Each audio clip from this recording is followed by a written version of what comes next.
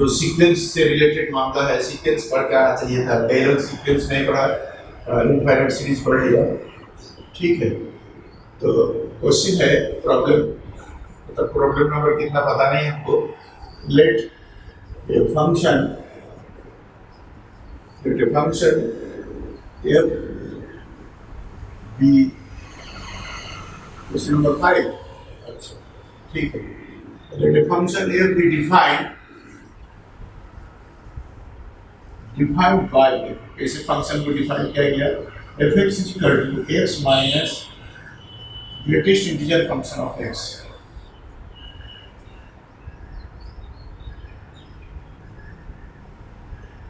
Where x is a positive variable. लाल दिशा देखो चेंज किया है, पहले पॉजिटिव वेरिएबल नहीं लिखता था, देखिए कि मामला फंस रहा है तब लिखना शुरू किया। f(x) equal to x minus x greatest integer x के पॉजिटिव वेरिएबल एंड x का पॉजिटिव वेरिएबल है, मैंने एनी पॉजिटिव रियल नंबर कर सकते हो, होगा ही positive variable, and this is the integral part of x। इसको हम लोग ग्रेटेस्ट इंटीजर फंक्शन x कहते हैं, और इसको हम लोग दूसरे लैंग्वेज में ग्रेटेस्ट इंटीजर फंक्शन भी कहते हैं, या इंटीग्रल पार्ट ऑफ x दोनों है।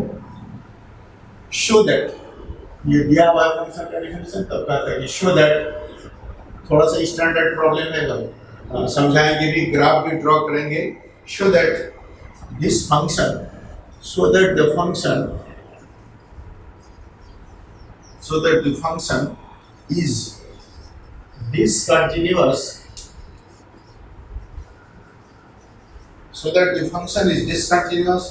for all integral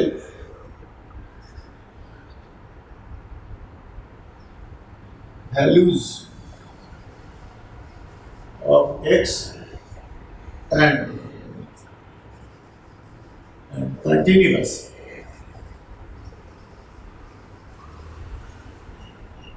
for all others।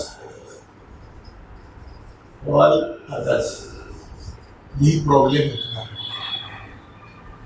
हम लोग ग्रेटेस्ट इंटीजर फंक्शन को डिफाइन करते हैं जनरल फॉर्म में कैसे, वो थोड़ा देख लो, सॉल्यूशन तो करेंगे। दिस x, अगर तुम्हारे पास इसका वैल्यू x का वैल्यू अगर 1.1 है तो बराबर हो चलो वैल्यू 1, मैंने 1.1 से जो छोटा इंटीजर है वही होगा। अगर x का वैल्यू सिर्फ 2 है तो वैल्यू 2 हो जाएगा, x का वैल्यू अगर 2.4 है तो 2 हो जाएगा, x का वैल्यू अगर 2.5 है तो भी 2 होगा, x का वैल्यू अगर 2.9 है तो भी 2 होगा।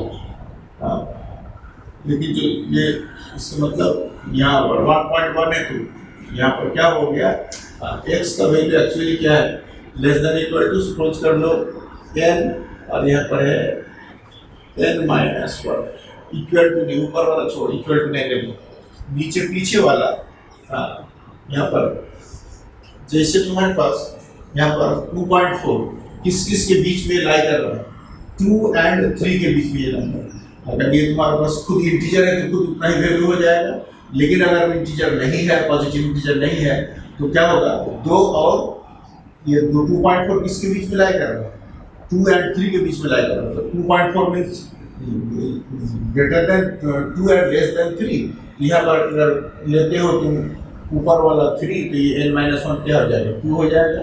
तो वैल्यू क्या होगा इसका, अगर ऐसा हो तो ग्रेटेस्ट इंटीजर फंक्शन का वैल्यू आ जाएगा तुम्हारा, अगर ऐसा है x का वैल्यू n-1 से लेकर n के बीच में है, यहाँ पर ग्रेटेस्ट इंटीजर फंक्शन का वैल्यू क्या होगा, n-1, क्योंकि पीछे वाला नीचे वाला होगा।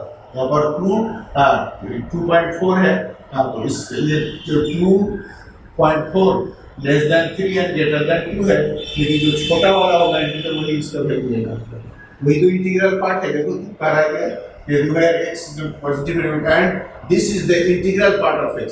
ये इंटीग्रल पार्ट, इसका वैल्यू इसका मतलब ये इंटीग्रल पार्ट क्या है उसका 2 है तो 2 लिख दे। इसका इंटीग्रल पार्ट 1.1 का इंटीग्रल पार्ट क्या 1 है, वैसा भी लिख सकते हो, लेकिन डेफिनेशन हमारे यहाँ से आता है। अगर हम इसको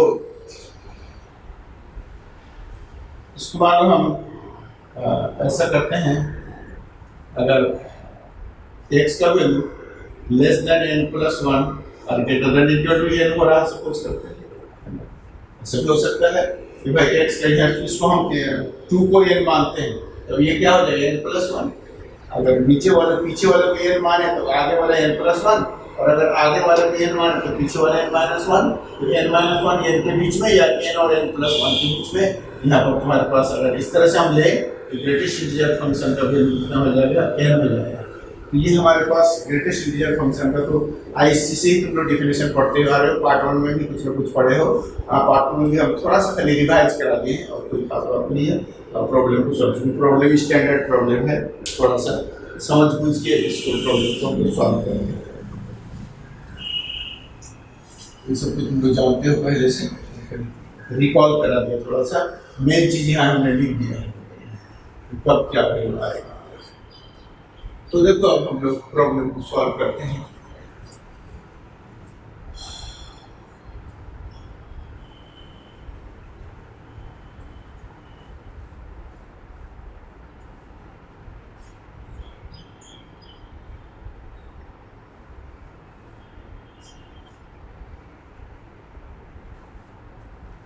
Solution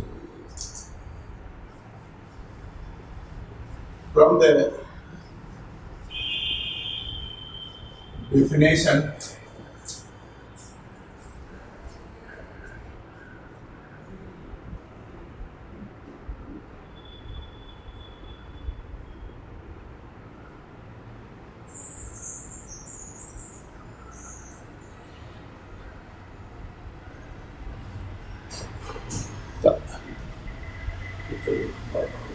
from the definition of this, इसका definition को हम लोग यहाँ पर लिखे हैं। from the definition of greatest integer function और integral part of x we have, क्या रखते हैं हम लोग कि this greatest integer function is equal to n minus 1 if n minus 1 less than equal to x less than n, and greatest integer function of x is equal to n होगा if n less than equal to x less than n minus n plus 1। ये दो चीज हम लोग ले लेते हैं। where n is a positive, अब इंटीजर लिखते हैं, यहाँ पर पॉजिटिव ले रहा है, इज एन इंटीजर। ये तुम्हारे पास अब ये x का वैल्यू दोनों निकल गया हमारा, n माइनस 1 n आ गया। अब हम लोग देखेंगे तो अब किस तरह का क्या आता है, यहाँ पर चेक कर।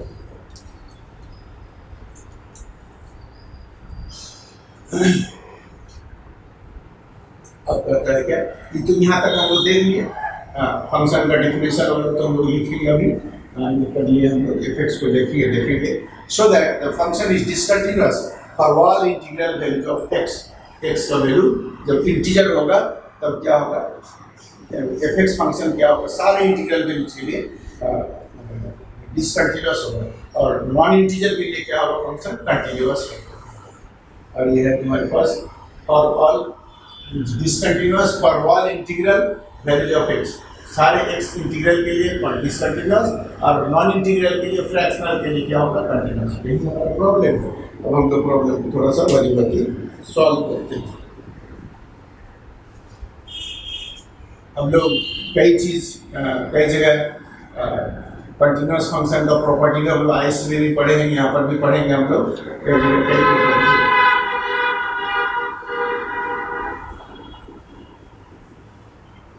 केस हम लोग लेके एक बार इंटीजर मानेगा और एक बार नॉन इंटीजर, ये सब तो पहले समझाने वाला था। ये देखो प्रॉब्लम का सही पार्ट आया हमारे पास, तो इसको ध्यान से सॉल्यूशन से बता। Case 1, where n is a positive integer. हम लोग क्योंकि x को पॉजिटिव वेरिएबल लिए हैं इसलिए पॉजिटिव इंटीजर ही लेके चल रहे हैं। n is a positive integer.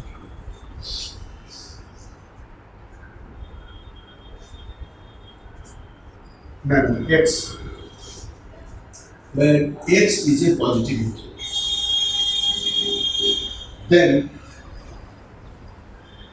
then x is equal to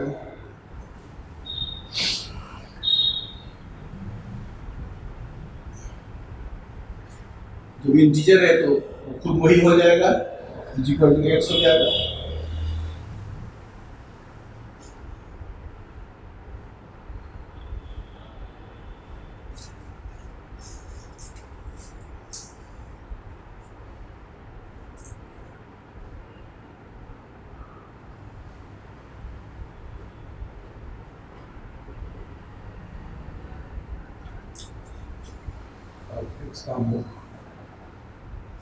कोई भी पॉजिटिव इंटीजर x का हम लोग 1 है मान लो, 2 है, 3 है, 4 है, 5 है, 6 है, चलता रहेगा। नेचुरल नंबर हम लोग x का वैल्यू 1, 2, 3, 4 कुछ भी मान सकते हैं। पॉजिटिव इंटीजर है, x is a positive integer, इसका वैल्यू इतना आएगा। तो पॉजिटिव इंटीजर हम मान लेते हैं कि late x is equal to n, क्योंकि n हम 1 क्यों लेंगे, 2 क्यों लेंगे, जनरल ले लेंगे, x is equal to n, क्योंकि पॉजिटिव इंटीजर इसलिए x is पॉजिटिव इंटीजर देख सकते हैं। बताओ देन अब अगर कोई भी एक को हम लोग n ले लेते हैं यहाँ पर n जनरल,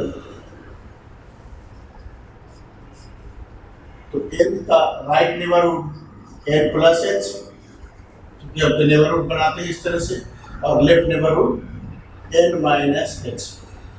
अब जनरल ले लिया 1, 2, 3, 4 क्यों पर्टिकुलर ले लिया, जनरल n ले लिया। हाँ ये डॉट डॉट चला तुम्हारा n तक, n के दाहिने और बाएं लेफ्ट नेबरहुड रहता है, लेफ्ट नेबरहुड। देन fx बोलो, fx मींस fn प्लस, क्योंकि x को हम n ले लिया, ये नहीं लेना। fn बराबर क्या होगा, fx का डेफिनेशन देखो क्या है। fx का डेफिनेशन, fx का डेफिनेशन है x minus greatest integer function of x। जब fn लिया तो उसके मुताबिक होगा डेफिनेशन से n minus greatest integer function of n। अब बताओ तो इसका वैल्यू n और इसका वैल्यू क्या होगा बताओ। जब n खुद इंटीजर है, जब n इंटीजर है तो उसका वैल्यू तो जितना मैंने ग्रेटेस्ट इंटीजर फंक्शन भी तो इंटीजर ही इंटीजर भी तो फ्रैक्शनल नहीं है, उतना ही ना बैठेगा भाई। अगर इंटीजर क्या करके देखा तुमको, अगर 1 है 1 होगा, अगर 2 है ग्रेटेस्ट इंटीजर 2 होगा, अगर 3 है तो 3 होगा, अगर अंदर में इंटीजर तो वैल्यू उतना ही हो जाएगा। लेकिन अगर 1.1 से लेकर 1.9 भी है, अगर है 9 भी है फिर भी 1 ही होगा, और 1 रहे तो सिर्फ 1 होगा, 2 नहीं हो जाएगा, 1.992 नहीं हो जाएगा। लेकिन यहाँ पर अगर 1 भी है तो 1 का भी वैल्यू 1 होगा, 1.1 1.9 करते करते सब वैल्यू 1 होगा। फिर यहाँ जैसे हम 2 पर पहुँच जाएंगे तो 2.1 बराबर हो जाएगा 2.2, और करते करते करते तो 2.999 भी कर दो तो फिर भी ये 2 के बराबर ही रहेगा। हाँ फिर 3 लेंगे, 3 से लेकर 3.499 तक चले जाएंगे तो 3 के बराबर ही रहेगा। तो जब ये खुद तुम्हारा इंटीजर है, पॉजिटिव इंटीजर मान लिया है, x is a positive integer, then this जब x पॉजिटिव इंटीजर हो गया, x बराबर n पॉजिटिव इंटीजर, तो इंटीग्रल वैल्यू तो n उतना ही हो जाएगा। तो n माइनस n बराबर क्या हो गया 0, fn बराबर क्या हो गया भाई 0। हम देखो fn का वैल्यू निकाल लिया, fn बराबर 0 का from the definition of function, function का डेफिनेशन हमारा दिया हुआ है fx is equal to x minus integer dot of x दिया हुआ है।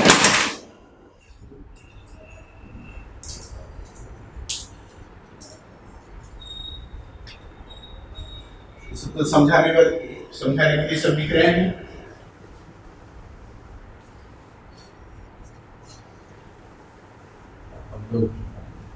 फंक्शन एन पर हमको फंक्शन को कंटिन्यूअस डिसकंटिन्यूअस दिखाना है, एन पर चेक कर रहे हैं क्योंकि एन को हम लोग पॉजिटिव इंटीजर बना एन बराबर 1 होगा तो भी हो जाएगा, एन बराबर 2 लेंगे तो बराबर 3 लेंगे, सारे पॉइंट्स पर आ जाएगा, एन पर जो नेचर आएगा 1 2 3 4 सब आ जाएगा। अब हम लोग क्या लेंगे, एन पर कंटिन्यूअस दिखाने के लिए एन का नेबरहुड बनाएंगे n minus h n plus h। Now f n minus h definition से ये तुम्हारे पास है fx बराबर n x माइनस h, ये हो जाएगा n माइनस h, fx का वैल्यू x बराबर x माइनस h, यहाँ पर x हुआ इतना और minus greatest integer function of n minus h।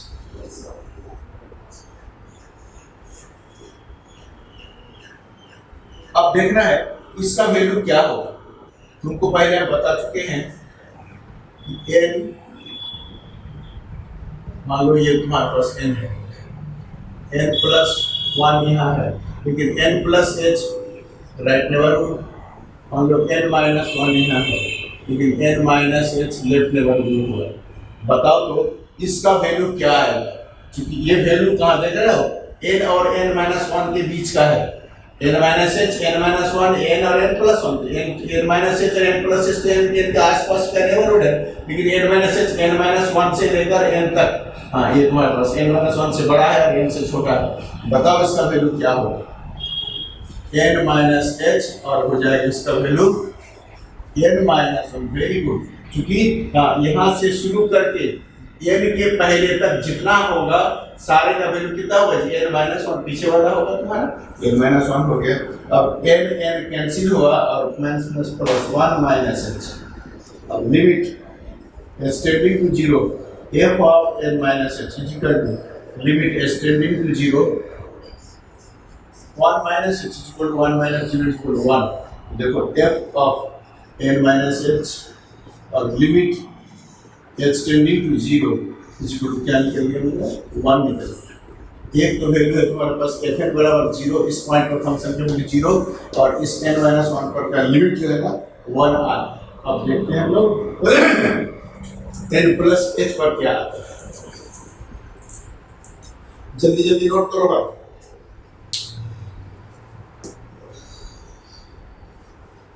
हाँ हम लोग fn को इधर हटाते हैं, अब fn प्लस h लेते हैं, समझ में आ जाएगा तुम लोगों को। Now f n plus h बराबर डेफिनेशन से n प्लस h और minus greatest integer function of n plus h। अब बताओ कि n प्लस h कहाँ है, n प्लस h क्या है, n और n प्लस 1 के बीच में है, तो जब ग्रेटेस्ट इंटीजर फंक्शन है इसका वैल्यू क्या आएगा, बोलो तो बोलो। जब n minus 1 h, n minus 1 और n के बीच में हो, n माइनस h का ग्रेटेस्ट क्या लेना पड़ा, पीछे वाला n माइनस 1 लेना पड़ा। अब n प्लस h, n और n प्लस 1 के बीच में किस क्या लोगों वैल्यू उसका n लेना होगा। Very good very good, h आ गया तो ये हो तुम्हारे पास f n plus h is equal to h। तो limit tending to infinity n plus h is equal to h, limit h tending to 0 h is equal to 0 है। तो 3 वैल्यू आया, 2 वैल्यू तो 0 है और 1 वैल्यू आ गया 1। तो हम लोग लिखते हैं इसको पहले, उसके बाद देखते हैं क्या क्या है। पॉइंट ऑफ डिसकंटिन्यूटी तो आ ही चुका है।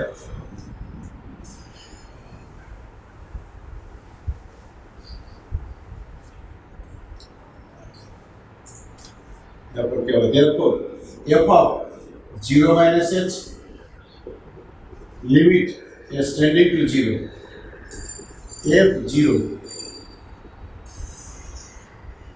f of 0 plus n minus h और f of n plus h limit tending to 0 और f n बोलो तो fn प्लस h का लिमिट तो 0 आ चुका है और fn भी 0 था और ये क्या था तुम्हारा 1 था, ये दोनों बराबर हो जाएंगे। इसके मतलब क्या हुआ, फंक्शन तो डिसकंटिन्यूअस हो गया।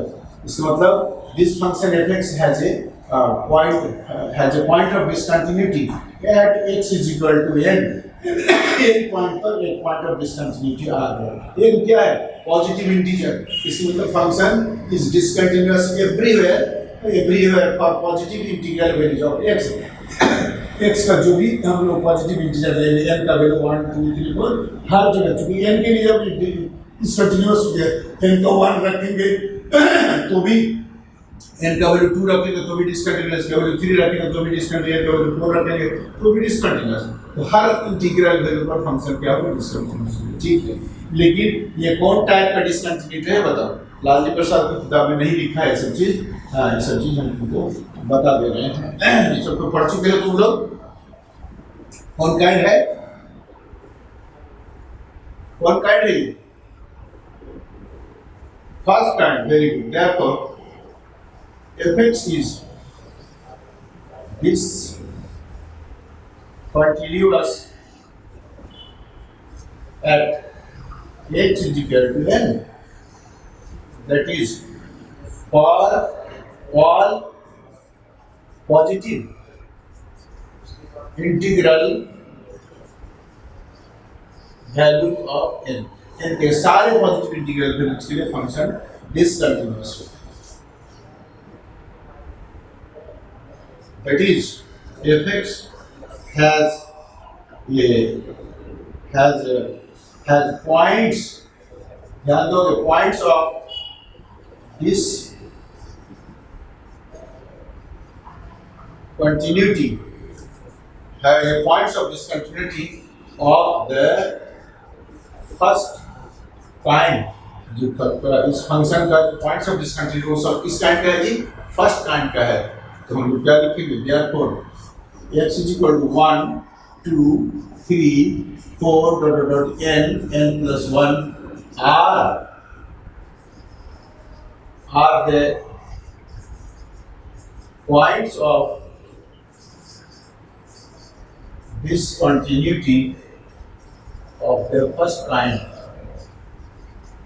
ये सब लोग फर्स्ट काइंड की डिसकंटिन्यूटी है। इसको इंटीग्रल वैल्यू जितना है ये 1 पर डिसकंटिन्यूअस, 2 पर डिसकंटिन्यूअस, 3 पर डिसकंटिन्यूअस, 4 पर डिसकंटिन्यूअस, हर पॉइंट इंटीग्रल वैल्यू पर डिसकंटिन्यूअस। अब क्या करेगा? अदर देन दिस, इसको छोड़कर बाकी जो भी होगा, मतलब नॉन इंटीजर 1 और 2 के बीच का जो भी वैल्यू होगा और 2 और 3 के बीच में फंक्शन क्या हो जाएगा? कंटीन्यूअस हो जाएगा। तो case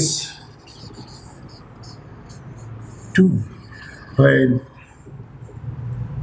x is a non integer, ये इंटीजर नहीं है, इससे मतलब x का वैल्यू हम लोग जब भी लेंगे, जैसे तुम्हारे पास 1 2 3 4 5 एंड डॉट डॉट, हम लोग x इस बीच में लेंगे। x हर वक्त जब भी लेंगे इस सब के बीच में लेंगे x का वैल्यू, नॉन इंटीजर। मतलब x is not equal to n। तुम्हारे पास अगर n ये सब n है, x not equal to n। अब n का वैल्यू x तुम्हारे पास हर वक्त इसके बीच में होगा। तो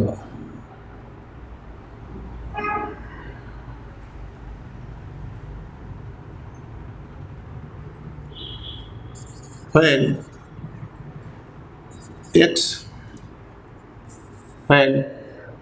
n minus 1 less than x less than n, जब n का वैल्यू अगर 2 लेते हैं तो ये 1 होगा, इसके बीच का है। Then integral part of x क्या होगा बताओ भाई?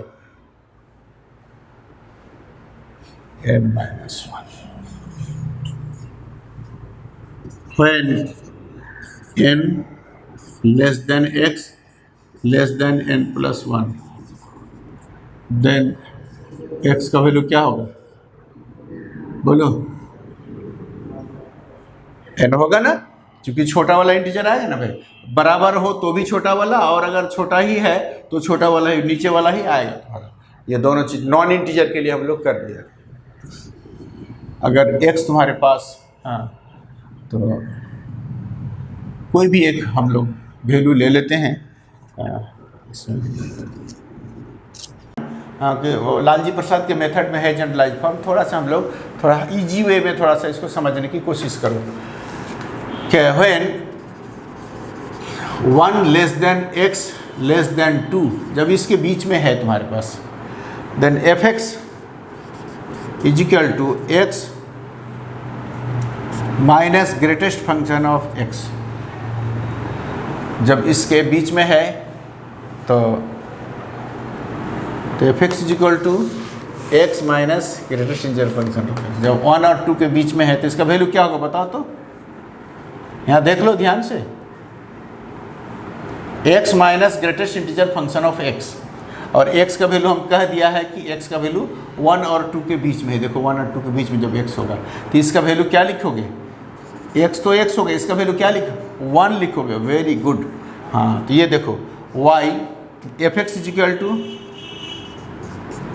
x माइनस 1, कब, व्हेन तुम्हारे पास 1 less than x less than 2, ये निकल गया तुम्हारे पास। फिर देखो व्हेन 2 अलग अलग कर रहे हैं, 2 less than x less than 3, then f(x) का वैल्यू बोलो भाई, x integral this x minus 2 आएगा तुम्हारे पास, आएगा ना 2, तो f(x) is equal to x minus 2, when 3 less than x less than 4, then f(x) is equal to x minus this बराबर हो जाएगा x माइनस 3, है ना, एंड सो ऑन। इस तरह से हम लोग 3 और 4 के बीच ना 4 और 5 के बीच में भी अगर करेंगे, देन f(x) का वैल्यू कितना हो जाएगा, x माइनस 4 हो जाएगा। जब 5 less than x less then 6 होगा, then f(x) is equal to, हम एकदम बिल्कुल समझाने के लिए सब कर रहे हैं काम। अब देखो तो जब तक फंक्शन यहाँ से यहाँ तक के बीच में है, 1 से बड़ा और 2 से छोटा, 1 पर तो डिसकंटिन्यूअस, 2 पर डिसकंटिन्यूअस, बीच वाली बात कर रहे हैं हम।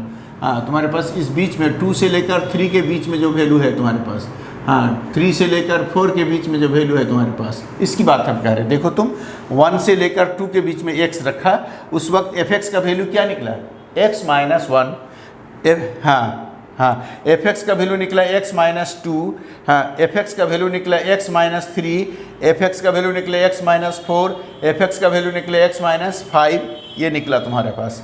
अब बताओ तो क्या इस f(x) बराबर, हाँ देखो यहाँ पर, तो f(x) इज इक्वल टू, हम लोग ये लिखना जरूरी नहीं है, तुमको सिर्फ समझा रहे हैं, ये तो हम लिख ही चुके हैं।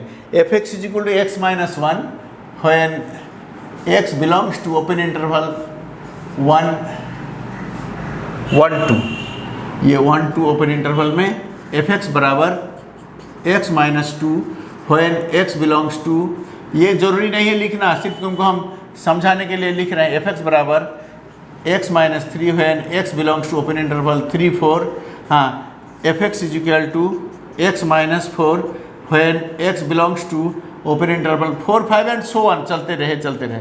बताओ तो इस f(x) कैसा फंक्शन है, ये f(x) बराबर x माइनस 1 हो, f(x) बराबर x माइनस 2, f(x) बराबर x माइनस 3, तब तुम बोलो पूरे होल इंटरवल में f(x) बराबर x माइनस n व्हेन क्या होगा, x belongs to n and n plus 1, यही ना होगा, बोलो n और n प्लस 1 के बीच में जब हो रहा है तो f(x) माइनस n, हाँ f(x) बराबर x माइनस n, ये तो तुम्हारा पॉजिटिव इंटीजर है x माइनस n। बताओ तो ये कैसा फंक्शन है, कोई भी बता सकते हो, anybody you can tell for this about this function. ये तो कांस्टेंट है, 1 2 3 4 5 सब दिख रहा है तुमको, x तुम्हारा वेरिएबल है, x पर पावर कितना है 1 है, इसके मतलब हाँ this is a first degree polynomial function, f(x) is A first degree polynomial everywhere, first interval में लो, सेकंड में लो, थर्ड में लो, फोर्थ में लो, everywhere this function f(x) is a polynomial function of degree n, 1 degree 1 degree 1 degree 2, everywhere in every interval this function is a polynomial function and you know that every polynomial function is continuous, है ना। लालजी प्रसाद में वो interval पर interval फिर एक मैंने किया है, वो हम उस मेथड पर नहीं जाना चाहते हैं, हम लोग फंक्शन के पॉलिनोमियल जो ये नेचर है उसको हम लोग यहाँ पर कह सकते हैं, ये भी लिख सकते हो चाहो तो, नहीं तो इसी के नीचे हम लोग लिख देंगे कि therefore f(x) is a polynomial function of first degree, fx is a polynomial function of first degree in n और n प्लस 1।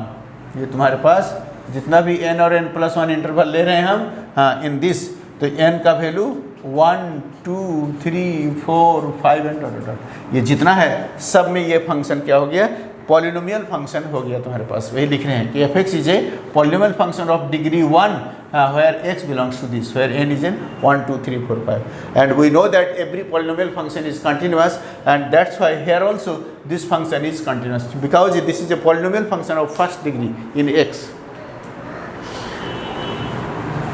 तो यहाँ पर हम लोग लिख सकते हैं,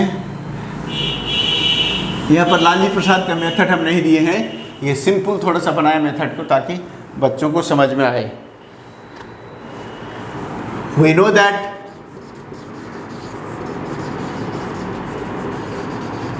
every polynomial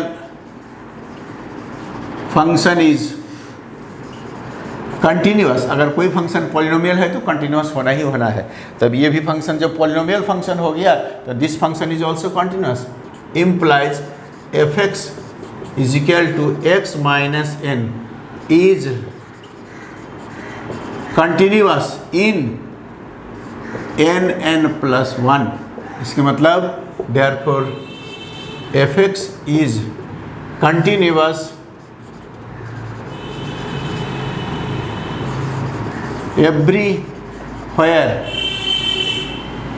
everywhere for non integral. चूंकि इसमें तो n में तो ये ओपन इंटरवल है, इसमें क्या है, n भी नहीं है, n प्लस 1 भी नहीं है, n से बड़ा और n प्लस 1 से छोटा ओपन इंटरवल, तो n से बड़ा कोई भी नॉन इंटीजर, n प्लस 1 से छोटा कोई नॉन इंटीजर, तो ये सब n से लेकर n प्लस 1 के बीच में सारा नॉन इंटीजर होगा, उसी के बीच की ओपन इंटरवल में, तो x तो ओपन इंटरवल में हो गया। Therefore fx is continuous everywhere for non integral values of x के सारे नॉन इंटीग्रल वैल्यू के लिए फंक्शन हाँ कंटिन्यूअस हो गया। ये तो कह रहा था कि you have to prove that the function is continuous discontinuous everywhere for the integral values of x and function fx is continuous for every non integral values of x। दो चीज़ दिखाना था, ये दिख गया। लेकिन कभी कभी इस प्रॉब्लम में जो है ना ग्राफ भी प्लॉट करने के लिए कहा था कि ड्रॉ द ग्राफ। तो लालजी प्रसाद के ग्राफ खींचा है लेकिन बोला नहीं है, ग्राफ खींच के दिखा देते हैं तुम लोगों को कि किस तरह के इसका ग्राफ होता है।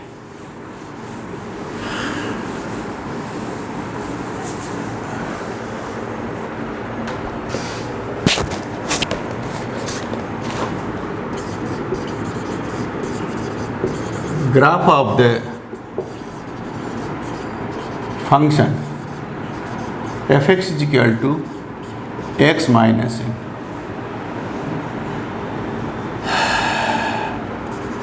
where x belongs to open interval n plus 1 है ना, हाँ इसका ग्राफ। और fn का वैल्यू क्या निकला, where fn बराबर 0 हो चुका है हमारा, चूँकि f1 f2 f3 f4 सबका तो वैल्यू 0 ही है।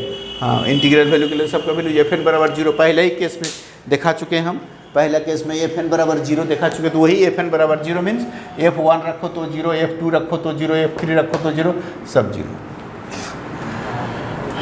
तो यहाँ देखो तो y is equal to x minus n कर दो, y is equal to x minus n, मतलब y बराबर fx तो हम लोग लिखते हैं, ग्राफ प्लॉट करना है ना, तो y ले लो fx को, तो यहाँ पर क्या हो गया, तो y इज इक्वल टू, तब ये हो जाएगा y बराबर x माइनस 1, y बराबर हो जाएगा x माइनस 2, y बराबर हो जाएगा x माइनस 3, y बराबर हो जाएगा x माइनस 4, 2-4 ठो खींच देते हैं बस हो जाएगा।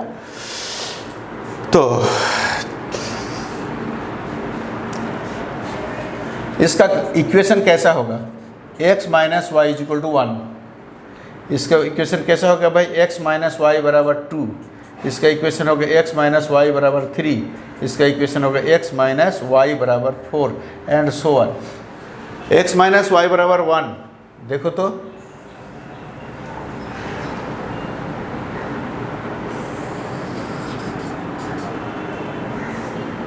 ये x हुआ पॉजिटिव, y हुआ नेगेटिव। तो x हुआ पॉजिटिव, y हुआ नेगेटिव।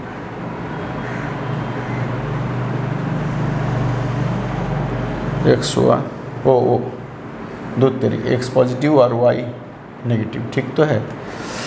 x माइनस वाई, अरे minus y is equal to n, तो एन का वैल्यू 1 2 3 4 दे देंगे, सब आ जाएगा x minus Y.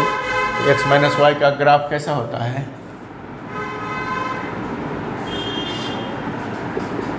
x minus y बराबर ये अगर लेते हैं तो x by a minus Y,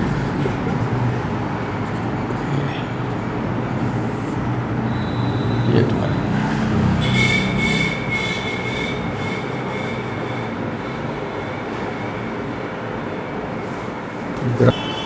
ठीक है। हाँ, यहाँ पर हम लोग ये लाइन खींचा, भाई। उसके बाद x minus y is equal to 2, इसके मतलब यहाँ पर 2 पर ऐसे होगा। उसके बाद ये फिर आगे बढ़ेगा तुम्हारा, ये आगे बढ़ेगा, लाइन तो ही है ना, ये आगे बढ़ेगा x minus y 3, x minus y बराबर 4, ये सब लाइन हुआ। लेकिन हमारे पास अगर यहाँ पर n बराबर 0 कर दे, इंटीजर पॉजिटिव इंटीजर 0 कर दे, तो y बराबर x, ये y बराबर x। और देखो यहाँ पर f1 बराबर 0, तो ये तुम्हारे पास ये f2 बराबर 0, f3 बराबर 0, f4 बराबर 0, थोड़ा सा